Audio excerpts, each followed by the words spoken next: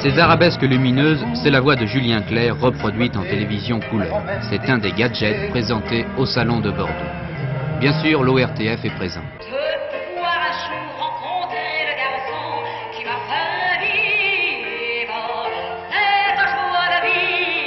France Inter a installé son studio et sur le plateau de télévision couleur, bien sûr, les émissions sont enregistrées en public.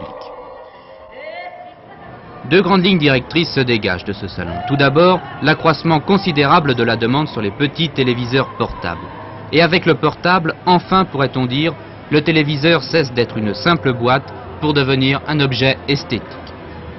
Le portable est souvent un deuxième récepteur, on l'emmène en vacances, on l'installe dans la résidence secondaire, on s'en sert comme poste d'appoint pour regarder une chaîne par exemple, lorsque le reste de la famille suit l'autre chaîne sur le récepteur principal.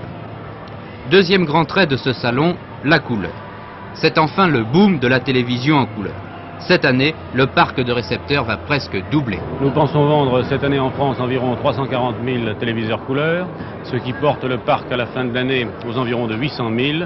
C'est donc déjà un bon résultat et nous sommes sur la voie de rattraper ceux qui sont partis plus vite que nous.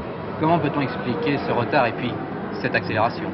Eh bien, ce retard, c'est parce que les Français, face à des produits neufs, ont toujours un petit peu tendance à attendre et à voir venir. Mais maintenant, au fur et à mesure qu'ils se rendent compte que leur voisin, camarade, est équipé d'un téléviseur couleur, ils vont chez lui, ils le voient, ils voient que ça marche, ils voient que tout le monde est très content et à ce moment-là, ils ont envie de l'acheter. En ce moment, on peut dire que maintenant, les Français ont envie d'acheter un téléviseur couleur.